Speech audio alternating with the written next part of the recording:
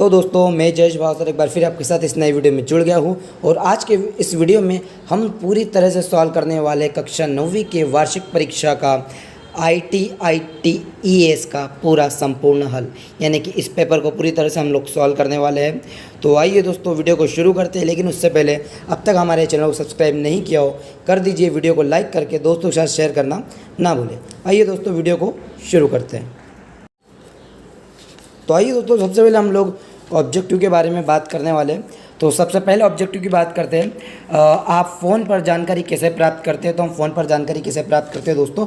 सुनकर। फ़ोन पर जानकारी जो हम लोग प्राप्त करते हैं वो कैसे प्राप्त करने वाले हैं? सुनकर। तो इसका आंसर आएगा सुनकर।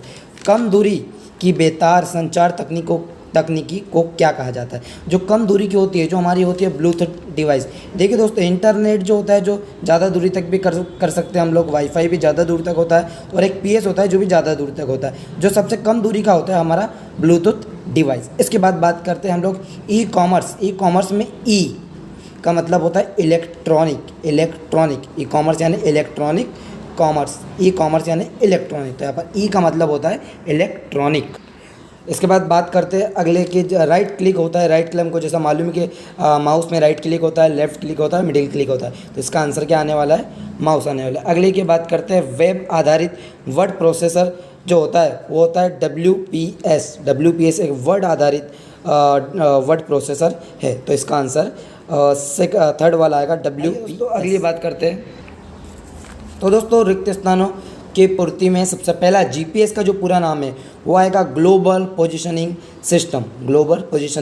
तो इसका पहले का आंसर ये आएगा। सेकंड जो पत्र है, पत्र एक लिखित संचार का उदाहरण होता है, लिखित संचार का उदाहरण। इसके बाद C ECG मशीन का उपयोग हृदय की विद्युत गतिविधि का पता लगाने के लिए किया जाता है। ECG का मतलब होता है इलेक्ट्रोकार्डियोग्राम। इसके बाद बात करते हैं हम लोग डी कीबोर्ड एक इनपुट डिवाइस। कीबोर्ड एक कैसा डिवाइस होता है? इनपुट डिवाइस होता है, जैसे हमने जाना था पिछले वीडियो में। अब बात करते हैं राइटर में किसी पेज का डिफ़ॉल्ट ओरिएंटेशन हमेशा क्या होगा? पोर्ट्रेट होगा। पोर्ट्रेट यानी होता है सीधा, जिसको हम हिंदी में बोलते हैं सीधा पेज होता है, तो इसको पोर्ट्रेट कहा जाता है। अगले क्वेश्चन की ओर बढ़ते हैं। तो दोस्तों अगला क्वेश्चन है हमारा सत्य, जिसका पहला है MNCs का हेड ऑफिस भारत में है। बिल्कुल, MNCs का मतलब होता है कि मल्टीनेशनल कंपनीज जो होती है उनका हेड ऑफिस भारत में है या नहीं है? बिल्कुल, इसका आंसर आएगा सत्य, ये है। कीबोर्ड पर 5 एरो की होती है? बिल्कुल नहीं दोस्तों, हमने जिसे देखा था left right up down total 4 keyboard पर एरो कीज़ होती है। अगली बात करते हैं, अनडू करने के लिए Ctrl Z का प्रयोग करते हैं, ये एक सत्य है। और सेल, रो और कॉलम का एक संयोजन है, यानी कि जब हमने स्प्रेडशीट के बारे में पढ़ा था तो हमने देखा था कि सेल और रो और कॉलम ये सारा क्या होता है? स्प्रेडशीट में होता है। तो ये सत्य है, संयोजन मतलब सत्य है।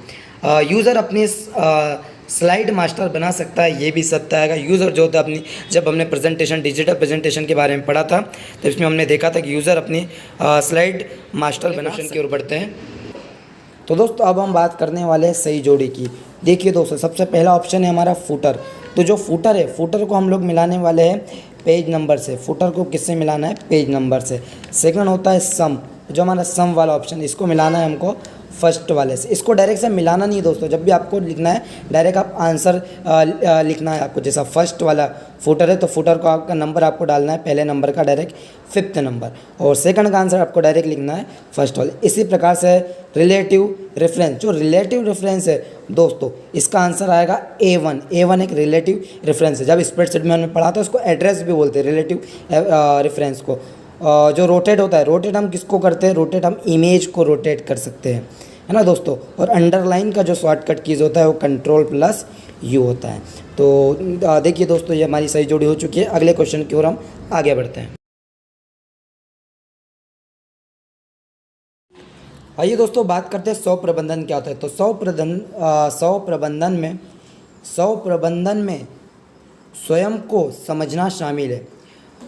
यह समझना कि आपकी रुचियाँ और क्षमताएं क्या है, एक सकारात्मक दृष्टिकोण रखना और आत्मविश्वास विकसित करने के लिए खुद को इसके कुछ पॉइंटों में पहला पॉइंट हमको लिखना है दोस्तों, अच्छी आदतें विकसित करना, स्व प्रबंधन का पहला पॉइंट है। सेकंड, बुरी आदतों पर काबू पाना। और थर्ड आता है अपने लक्ष्यों तक पहुंचना और चुनौतियों और कठिनाइयों पर काबू पाना। तो इतना आपको स्व प्रबंधन में लिखना है।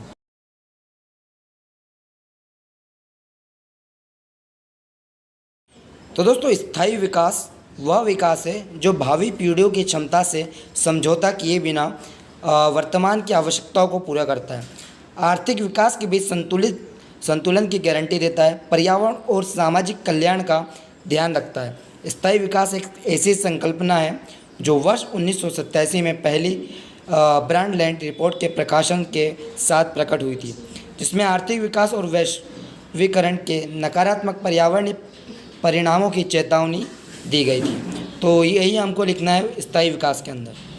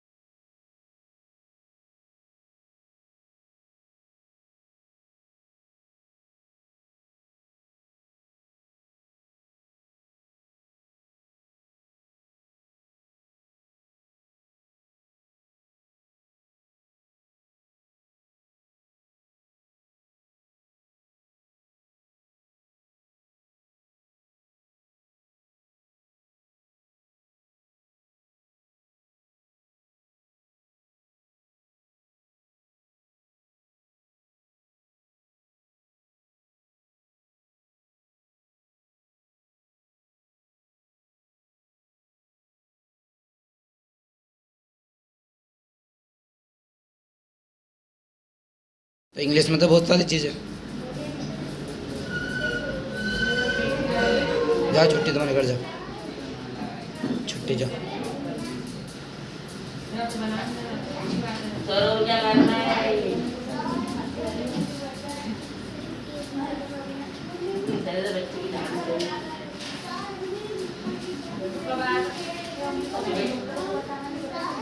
हाँ बोलो।